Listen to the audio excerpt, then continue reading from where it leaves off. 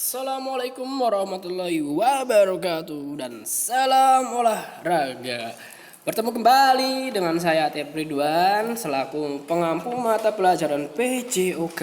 Pada hari ini saya akan membawakan materi untuk kelas 12 dengan tema menganalisis dampak penanggulangan PMS atau penyakit menular seksual.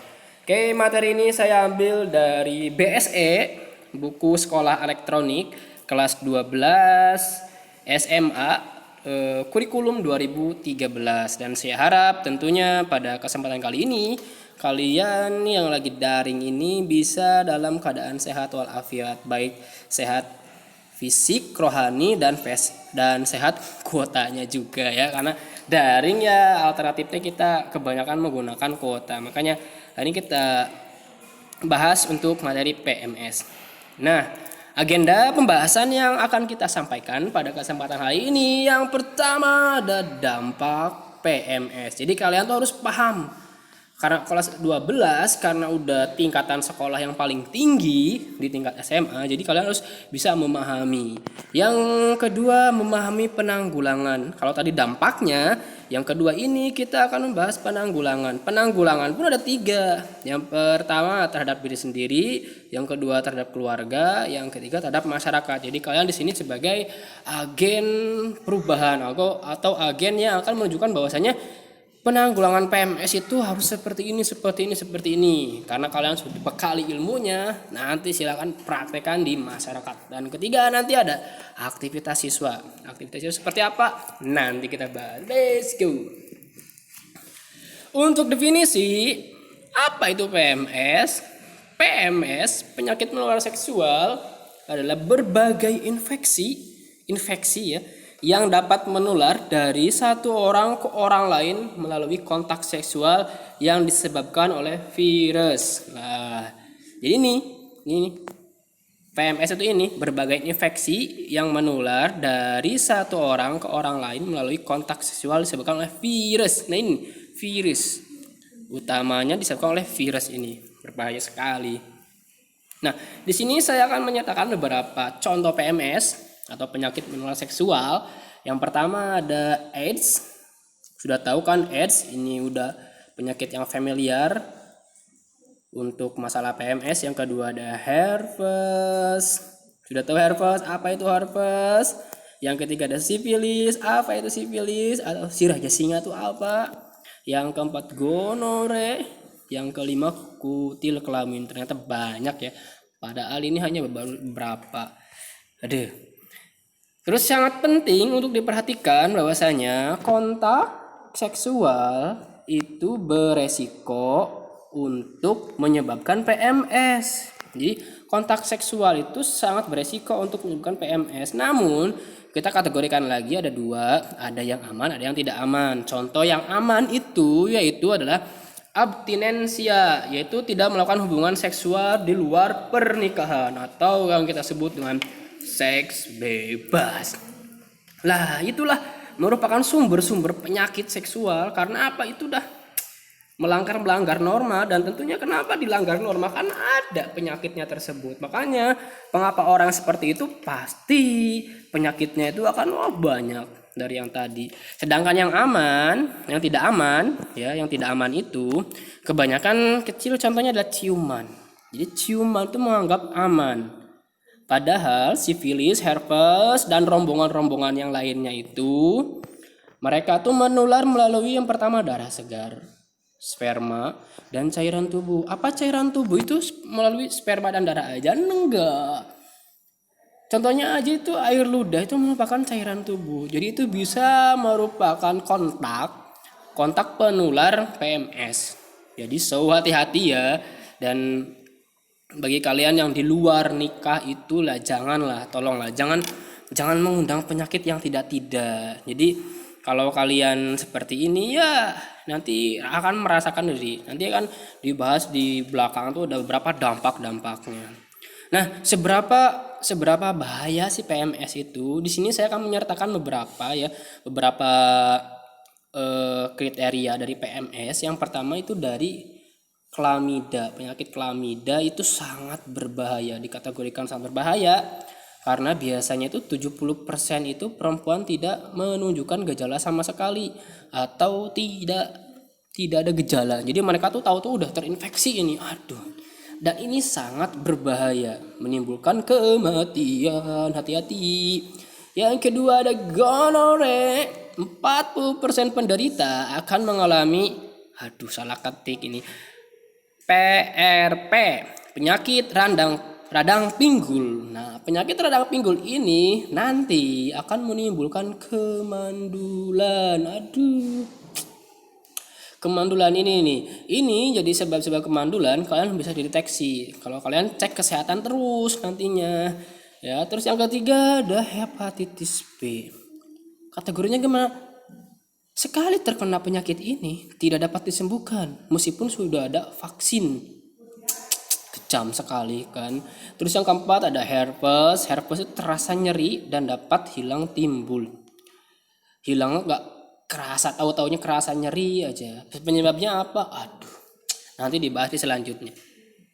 Nah, di sini ya, untuk info sebagai info yang pertama, HIV atau AIDS menimbulkan rasa sakit yang cukup lama. Jadi kalau udah terkena infeksi AIDS, mereka tuh akan sakit yang lama dan tubuhnya tuh rentang terhadap berbagai penyakit, kemudian meninggal. Jadi istilahnya udah jatuh berkali-kali tertimpa tangga gejret. Nah, ini bahayanya AIDS. Terus yang kedua ada sifilis atau siraja singa. Jika tidak diobati dapat menyebabkan kerusakan otak dan hati. Begitu kejam sifilis ya. Terus yang ketiga ada HPV dan kutil kelamin. 33% perempuan sering memiliki virus ini. Waduh, hati-hati nih kaum hawa yang dapat menyebabkan kanker serviks dan penis serta nyeri pada kelamin. Hati-hati nih, makanya kenapa perempuan tuh harus lebih bersih daripada laki-laki, karena nah ini nih udah banyak penelitian terhadap perempuan. Jadi perempuan ya lebih hati-hati lagi ya. Terus ada trikombinasis. Apa sih, salah ketik apa enggak ya? Trikombinasias menyebabkan berbusa. Nah, aduh. Keputihan itu hanya ada pada perempuan, jadi keputihan yang berbusa, tidak ada gejala sama sekali. Jika hamil, nah jadi semisal ketika udah menyebabkan ini keputihan berbusa, terus dia tuh hamil, maka akan melahirkan anak yang prematur atau tidak normal. Nah ini hati-hati ya, peran nanti kalian yang sebagai calon ibu harus lebih memperhatikan kebersihan ya, terutama kebersihan di area intim baik laki-laki dan perempuan juga ya, itu pesan. Dan selanjutnya dampak akibat PMS. Ini dampak kalau udah terkena PMS, ini nih akan kalian rasakan. Enggak amit-amit ya, enggak, ini cuma dampak saja dari berbagai yang sudah terkena. Ini nih dampaknya. Yang pertama rasa bersalah. Aduh, karena apa ya? Udah kayak contoh yang pertama di awal itu karena apa? Banyaknya seks bebas. Jadi kalian tuh aduh saya bersalah karena ini. Nah itu pasti penyesalan itu gak datang dari awal ya. Penyesalan itu datang di akhir. Rasa malas. Marah ini timbul karena kalian tuh gak terima apa yang kalian dapatkan.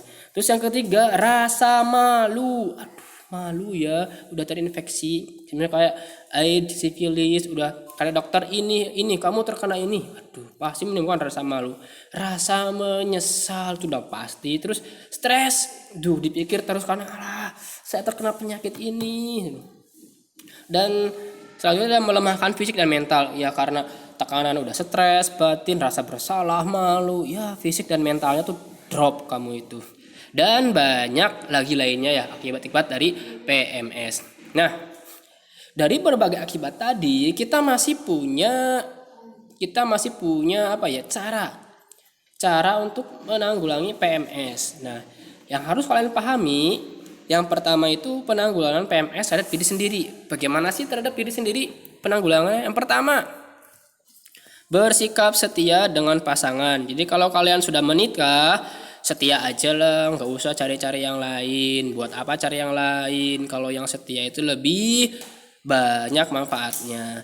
Yang kedua, memastikan jarum suntik yang kita pakai itu steril. Biasanya ini digunakan kalau kalian mau donor darah atau mau diperiksa ke dokter. Itu harus dipastikan jarumnya itu bekas atau enggak dan steril apa enggak. Itulah perlu kalian perhatikan. Karena apa? Barangkali dari bekas jarum yang sudah dipakai itu ada orang yang sudah terkena PMS, misal karena AIDS. Udah terkena AIDS terus jarumnya belum steril, ketika kalian pakai terkena lah, hati-hati. Terus yang ketiga, menjaga kesehatan reproduksi, jelas itu udah nomor 1. Terus yang keempat, perkuat sistem kekebalan tubuh dengan PHBS, perilaku hidup bersih dan sehat. Dan terakhir, lakukan cek kesehatan secara rutin. Jika kalian punya gejala sedikit pun apa, lebih baik cek ke dokter atau ke puskesmas. Karena apa? Jangan sampai menunggu sudah parah baru periksa, karena menjaga itu lebih baik daripada mengobati. Dan kuotas untuk hari ini, sehat itu murah dan akan mahal bisa sakit. Terus penanggulangan PMS terhadap keluarga. Yang pertama itu pemeriksaan. Dapat dilakukan dengan mengadakan pemeriksaan donor darah sehingga darah akan terbebas dari HIV/AIDS. Nah, ini rutin cek kesehatan. Terus penyuluhan atau edukasi. Edukasi yang intensif tentang bahaya PMS dan hindari seks bebas serta narkoba. Nah, ini yang akan terhindar kamu dari ini, ada penyuluhan, ada pendidikan. Nah, ini salah satunya contoh yang saya ajarkan. Ini adalah tentang edukasi atau penyuluhan tentang bahaya PMS. Jadi saya harap kalian nggak terkena seperti itu. Terus yang ketiga, untuk bahaya terhadap penanggulangan terhadap masyarakat, ada penyuluhan. Jelas ada biasanya itu dari puskesmas, dari dinkes itu sudah sering mengadakan kegiatan-kegiatan seperti itu. Terus pentingnya menjaga biar tidak terkena PMS, memberikan cara pencegahan, sama memberitahukan arti pentingnya pencegahan. Sekarang sebagai yang saya anggap orang-orang cerdas, jadi harus mengerti, terus memberikan kesadaran. Nah, ini nih yang paling penting tuh, sangat sulit menyadarkan masyarakat bahwasanya pencegahan terhadap PMS itu penting. Terus memberikan akibat ganti-ganti pasangan. Bahaya ini karena akan menimbulkan berbagai penyakit PMS. Memberikan kesadaran bila tidak menjaga organ intim. Jangan sampai terkena baru sadar. Nah, selanjutnya ada hal-hal yang menghambat pencegahan PMS. Jadi kalau mau dicegah tapi terhambat karena apa? Yang pertama, masyarakat tidak punya pengetahuan tentang PMS. Ini nih. Jadi kadang masyarakat yang nakal atau yang cengeng itu sulit diberikan pengetahuan tentang PMS. Terus tidak ada dukungan masyarakat. Semisal ketika desa udah mengadakan kegiatan tapi masyarakatnya pada malas-malas. Nah, itu tuh yang sulit banget. Terus banyak anggapan PMS dapat disembuhkan. Sotoy bahasanya tuh. Kalau PMS dapat disembuhkan ya nggak mungkin ya. AIDS itu harusnya nggak banyak yang meninggal. Tapi kan nyatanya berbeda kan. Terus banyak profesi vulgar seperti ya PSK, pekerja komersial, itu di mana kan tiap kota itu banyak banget. Lah itulah sumber-sumber penyakit masyarakat yang dapat menimbulkan PMS.